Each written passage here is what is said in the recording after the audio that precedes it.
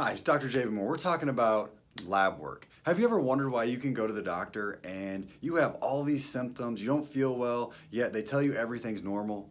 There's a lot of reasons for that, and I'm going to dive into that today. We're going to be talking about what your normal lab values are versus your optimal lab values. So, what's acceptable versus what makes you feel well. All right, so when you go to the doctor and you have, let's say, your TSH ran, and your TSH is thyroid stimulating hormone, it can be ran for a value of anywhere between 0.5 and 4.5. Ideally, in your optimal range, you're between 1 and 2, but you're normal between that first range I stated. So if you're normal in there, do you feel well? Well, no, a lot of people don't. Where do these numbers come from? Well, if you look at the data that comes out and you find out it's that, say 1,000 people go to the lab, and those 1,000 people that get their blood drawn, then that becomes a average, and they take an average of those people and say, this is normal. Well, let's think about this. How many of you know a lot of very healthy people that go to the lab and get their labs ran for just fun?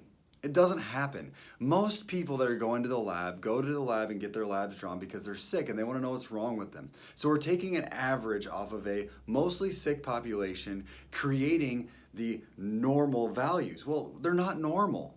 So what has happened is companies will go out now and they will pay people with very few symptoms, no symptoms at all, to go in and get their labs drawn, and all of a sudden the ranges go like this to these very small, more optimal ranges because healthy people fall within these ranges. So oftentimes when I look at labs from patients, I look at their symptoms. So we do assessments. We look at, okay, how do you feel? Got it. Now that I know how you feel, then I go and look at their lab work, and I use these optimal ranges and the normal ranges to get an idea of what's going on.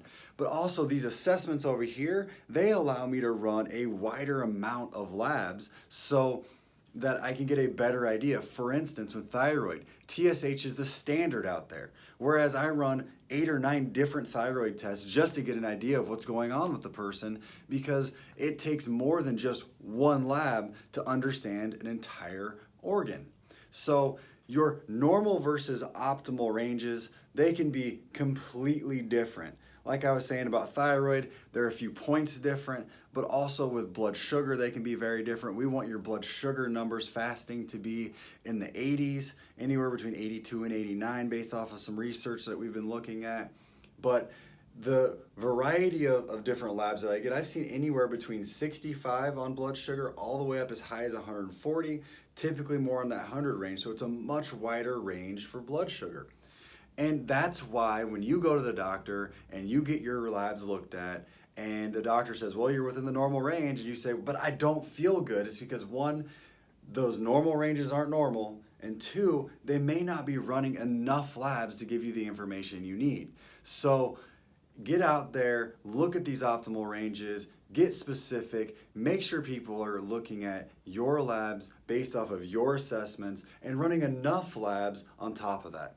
Hopefully this helps you to understand why your normals may not be so normal, and now you can get to the bottom of how to get well for you, because every single person is an individual and their labs need to be looked at like that.